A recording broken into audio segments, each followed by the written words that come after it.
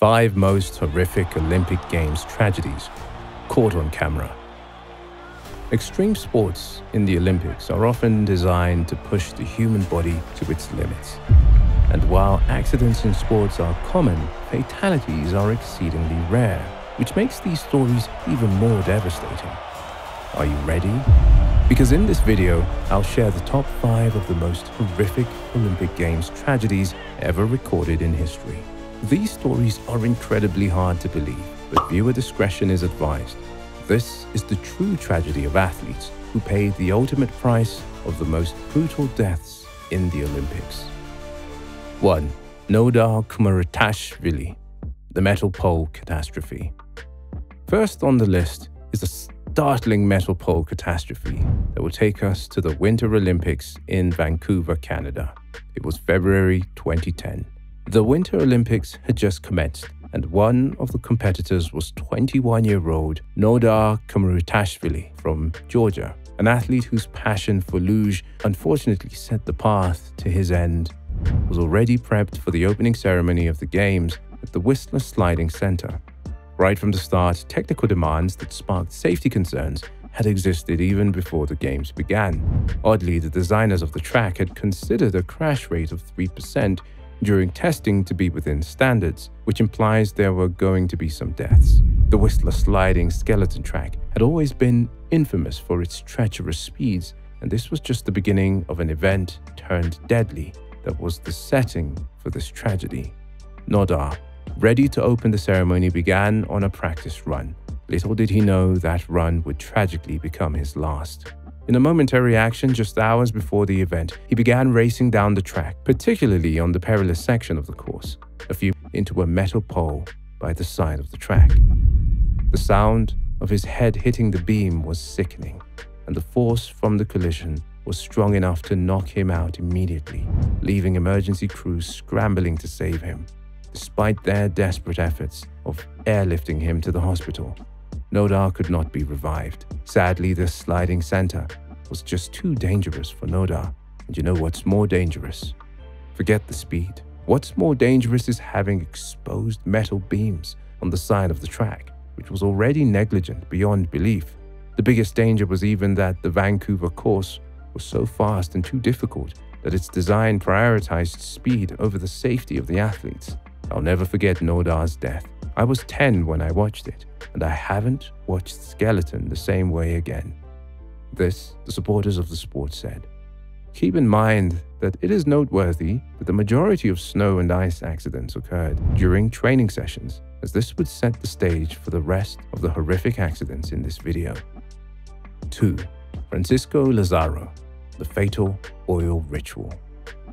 Next was a pre-race ritual that would unfortunately prove to be a fatal error.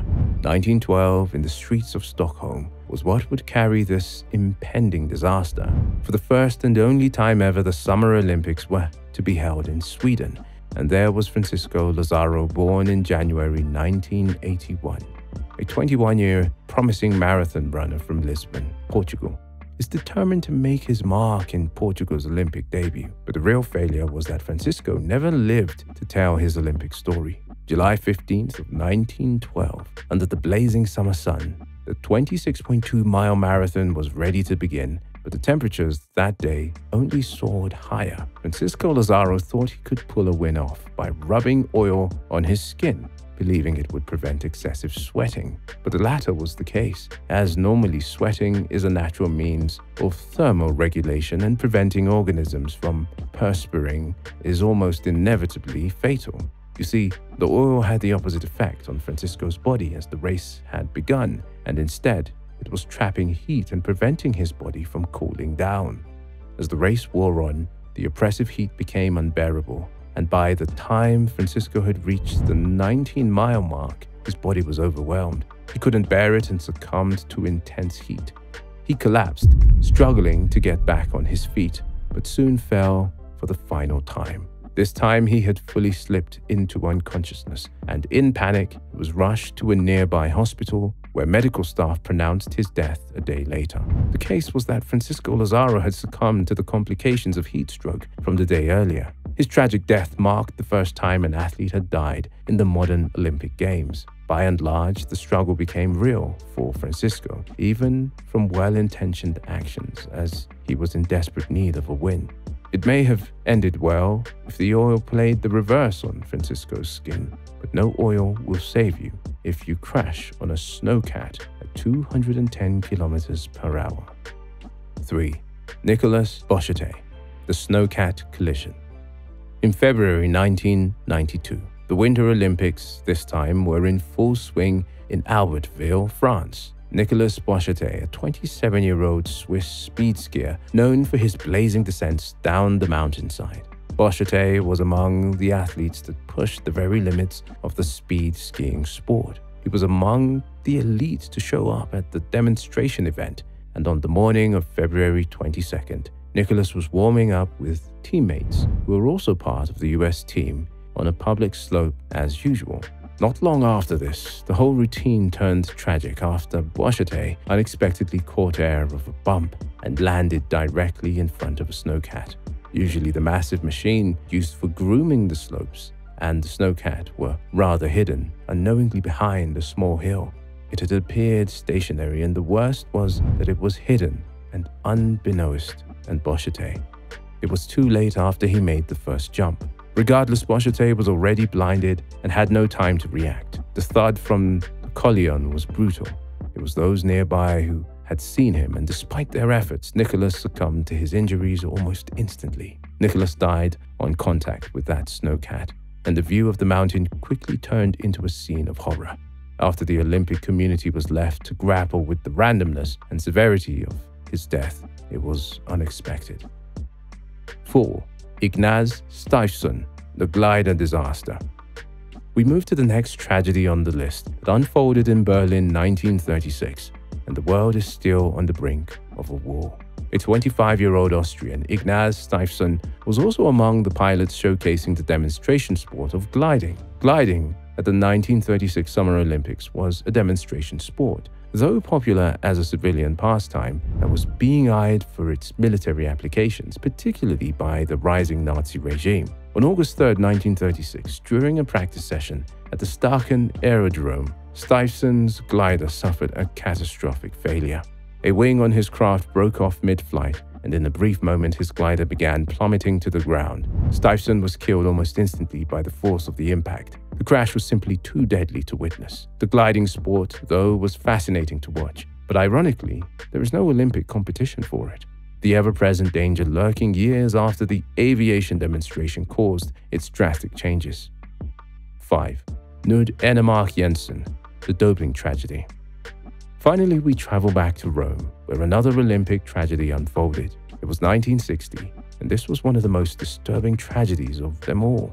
Knud Enemark Jensen, a talented Danish cyclist, just 23 years old, was due to participate in the 100-kilometer team trial, of which this race was exactly as easy as it seemed. On the day of the race, the temperatures were as high as 40 degrees Celsius. You could imagine how unbearable it was already for the cyclists. However, Jensen, along with his teammates, pushed through the extreme conditions, but as the race continued, the scorching heat and exhaustion became overwhelming. Losing his balance, Jensen became dizzy and began to wobble and ultimately collapse, going down with his head first and striking it on the scorching asphalt.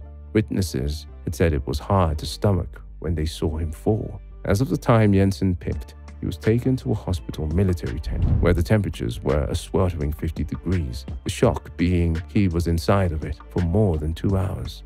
His body couldn't cool down and was already weakened from the exhaustion, and the brutal fall had taken a toll on him. Later on, Jensen died, but in the wake of the investigation into the cause of the death, widespread speculation about doping, with rumors suggesting that he had taken amphetamines to enhance his performance, was claimed. While these claims were never conclusively proven, death has remained one of the most painful. These stories serve as a reminder that the athletes aren't familiar with the tracks or slopes, and most of these accidents happen during the practice of the risks. It was a true miracle that most didn't die during the infamous 1960 Rome Olympics, because many also complained of sheer heat strokes, exhaustion, and in some cases, deliberate poisoning. For these athletes, the ultimate prize came at an unimaginable cost, and sadly, this has been the disturbing tragedy of the most painful deaths in Olympic history. May their souls rest in perfect peace. Although we can't often predict deaths like these, what do you think about the future of other athletes in the Olympic dangerous sports? Make sure to let us know your thoughts down below. Subscribe to the channel as a sacrifice to the gods of the algorithm. Thanks for watching. Until next time, see you in the next video.